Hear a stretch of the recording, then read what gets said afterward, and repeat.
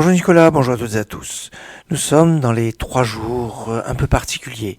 Le 8, le 9 et le 10 Tevet sont mentionnés dans le Shulchan Aruch comme des jours de jeûne. Alors le 10, c'est un Ta'anit Tzibour, ce qu'on appelle un Ta'anit collectif, qui est d'obligation pour toutes les personnes dont la santé le permet, et qui est très important. Et puis le 8 et le 9 sont considérés comme des jours de jeûne de tzadikim.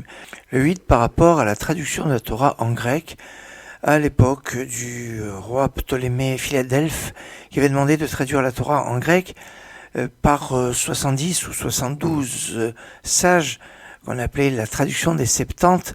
Cela est considéré comme un jour, comme le jour où le veau d'or a été fait, c'était désacraliser le texte de la Torah, traduction, trahison, mais aussi obligation pour ces sages des fois de transformer le texte pour l'adapter aux nations et une interprétation qui est toujours réductrice.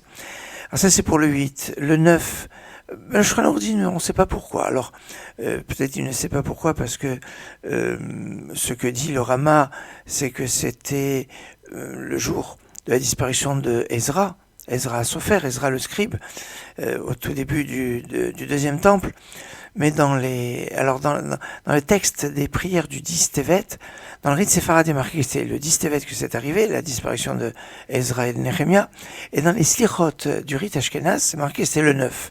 Alors, la discussion reste ouverte, et puis encore d'autres raisons, notamment le massacre qu'il y a eu à Grenade de Rabbi Yosef Hanegid avec 1500 personnes qui ont été assassinées en 1066 à Grenade, justement le 9 Tevet, et puis le 10 Tevet, début du siège de Jérusalem. Là, c'est un autre sorte de jeûne, c'est un jeûne d'obligation rabbinique. En tout cas, on a 3 jours de jeûne. 3 jours de jeûne, 8, 9, 10.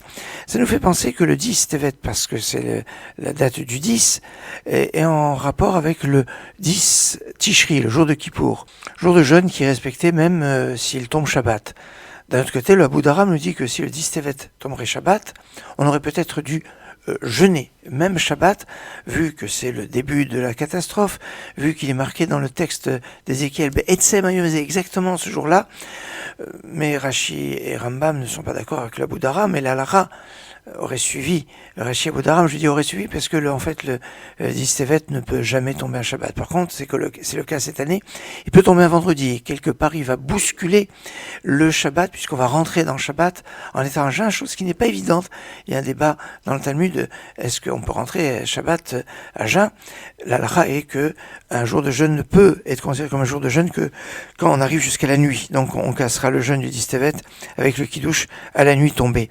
Toujours est-il que on a ce rapprochement entre le 10 Tevet, 10 Tishri, et que à propos du 10 Tishri du jour de Kippour, on dit que celui qui a bien mangé la veille de Kippour, le 9 Tishri, on le considère comme si qu'il avait jeûné le 9 et le 10. Tiens, comme si il avait jeûné le 9 et le 10, plus le jour de Kippour, ça fait 3 jours de jeûne.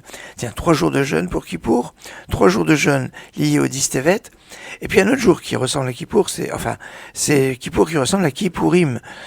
C'est le jour de Pourim qui est la référence. Kippourim, le jour de Kippour, ressemble à Pourim. À Pourim, il y a aussi un tirage au sort, comme le jour de Kippour, entre le bouc émissaire et le bouc pour Dieu. Et là, le jour de Pourim, c'est le tirage au sort des dates. Et puis, on retrouve de nombreuses symbolique dans le jour de Pourim en lien avec Kippour.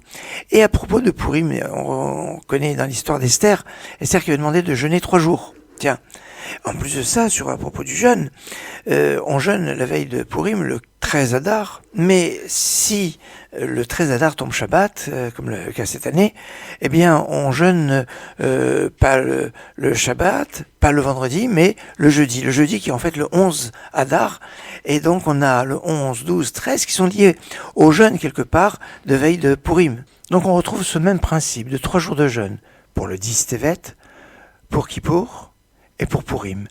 Excellente journée.